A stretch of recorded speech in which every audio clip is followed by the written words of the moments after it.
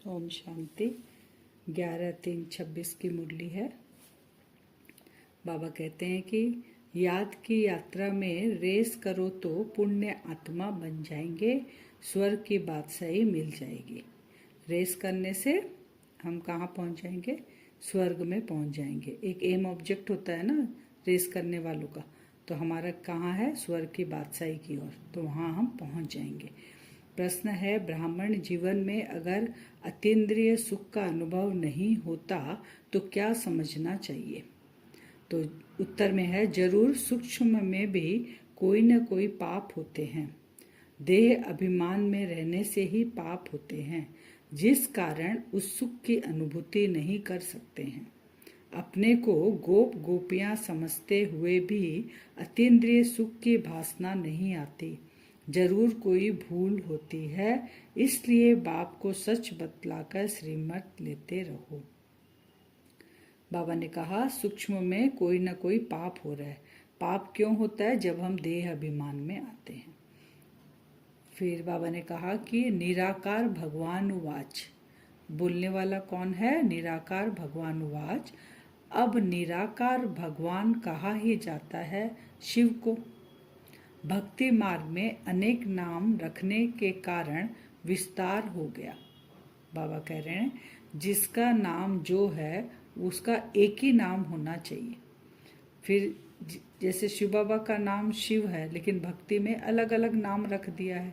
तो बाबा एग्जाम्पल दे रहे हैं, जैसे किसी का नाम पुष्पा है और शीला बोलेंगे उसको, तो वो समझेगी किसी दूसरे को बुला रहे हैं। फिर बाबा बोले जैसे गंगा नदी है तो उसको गंगा नाम है, उसको जमुना नदी नहीं बोलते हैं। तो नमः शिवाय कहते हैं तो फिर नाम क्या होना चाहिए? शिव होना चाहिए। तो नाम हुआ, रचता भी एक है। शिव बाबा का नाम भी एक है और रचता भी एक हुआ।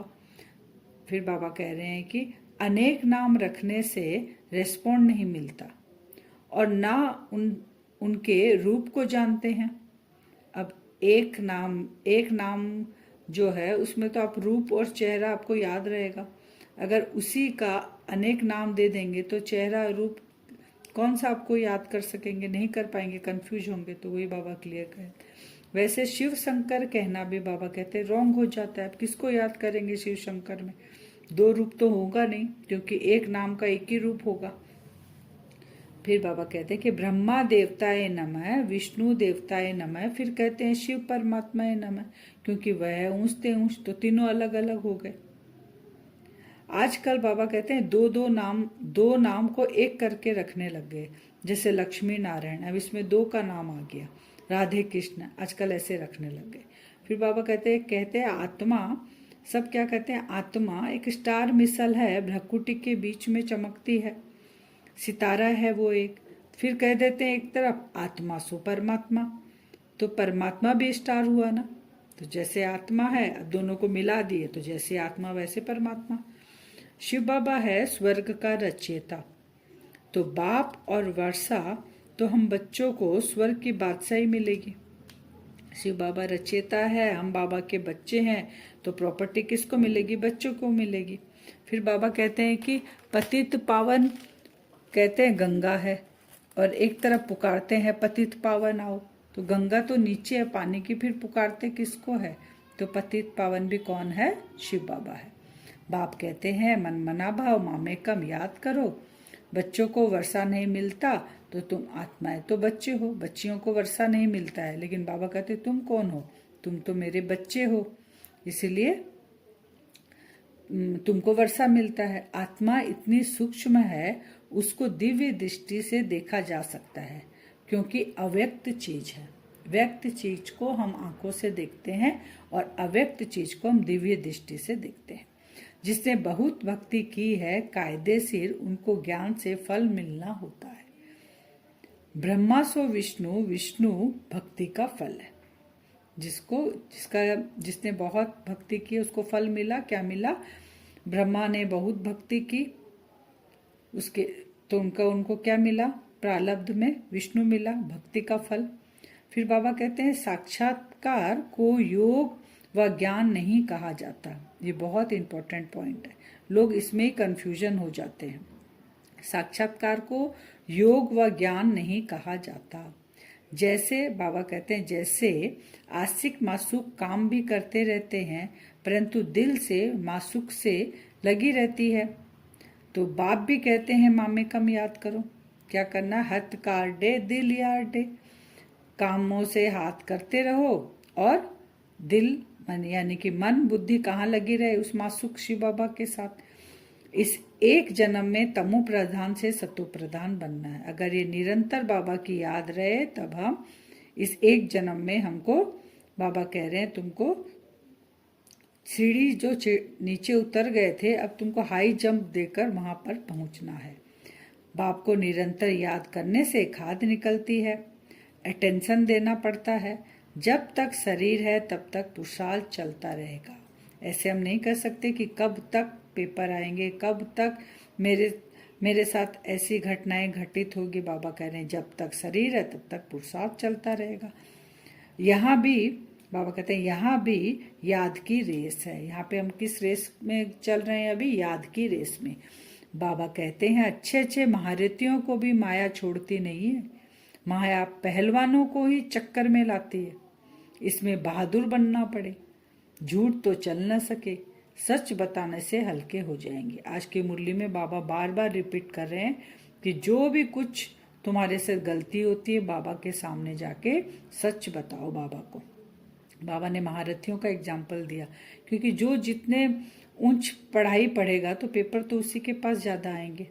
फिर कोई का उल्टा सुल्टा जन्म होता है उसको डिफेक्टेड कहा जाता है। तो अपने कर्मों अनुसार ही ऐसा होता है। मनुष्य तो मनुष्य ही होते हैं। योनि तो उसको मनुष्य ही, जो मनुष्य है मनुष्य ही बनेंगे, लेकिन डिफेक्टेड माने शरीर में कुछ तकलीफ होती है, जैसे किसी का एक हाथ नहीं, एक आंख नहीं, ऐसे जन्म होते हैं ना, तो वो कर्मों के हिसाब से। बाबा फिर याद कर रहे हैं। बम्बई में डॉक्टर निर्मला है, वो इतने साफ दिल की है जो बाबा से कुछ नहीं छुपाती है, इसलिए वो बाबा कहते मेरे दिल पे चढ़ी है। फिर बाबा ने कहा अगर मुझसे छुपाओगे तो धर्मराज तो मेरे साथ ही हुआ ना, कुछ भी मत छिपाओ। बाबा बच्चों को कितना समझा रहे हैं। फिर बाबा कह रहे हैं कख का चोर सो लक का चोर। अगर तुम एक चीज छुपाए तो क्या हुआ? तो सजा तो तुमको मिलेगी, तुमको भुगतना तो पड़ेगा ही, क्योंकि कार्मिक अकाउंट तुमने ऐसा कर लिया। तो कख का चोर, चाहे थोड़ा सा चोरी करो चाहे ज्यादा चोरी करो, नाम तो होगा ही। तो बाबा कहते हैं लौकिक घर से अगर कुछ हमको मिलता है यज्ञ में, तो बाबा कहते हैं उसको यूज मत करो, वो किसी दूसरे को दे दो, क्योंकि तुम अगर उसको यूज करोगे तो बाबा की निरंतर याद कहाँ रहेगी? नहीं रह पाएगी, इसलिए दूसरे को दे दो। बाबा ने कहा मार्ग बहुत ऊंचा है, कदम कदम पर सर्जन की राय लेनी है।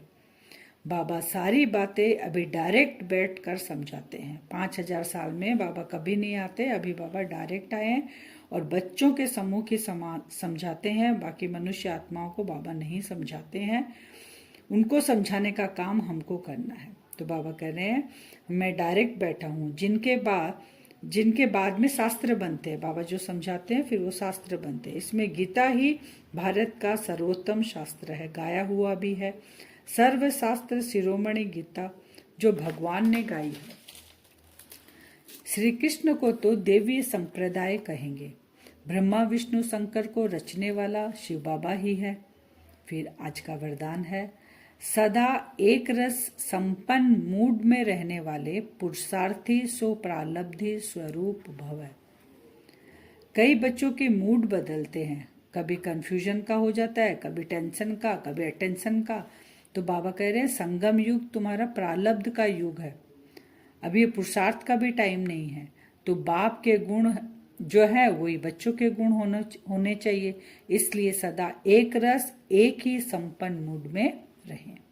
स्लोगन है बाप दादा के हाथ में बुद्धि रूपी हाथ हो तो परीक्षाओं रूपी सागर में हिलेंगे नहीं। जब हाथ किसको दे दिया?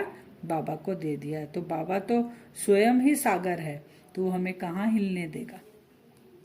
अव्यक्त इशारे हैं, निश्चय बुद्धि, निश्चय का फाउंडेशन पक्का होगा तो निर्भय और निश्चिंत रहेंगे। तो फिर उसका ही विस्तार में समझा रहे। फेथफुल की पहली निशानी है हर सेकेंड हर कदम श्रीमत पर एक्यूरेट चलना। फेथफुल का मतलब एक्यूरेट मूर्ति बनना, अर्थात हैमर लगना। उससे कोई चीज ठीक नहीं होती तो हैमर लगा लगा के ठीक करते हैं। तो बाबा कहते हैं तुमको भी ये हैमर लग रहे हैं, सूक्ष्म हैमर। ये नथिंग न्यू है, इसलिए ये खेल लगता है ना हमको।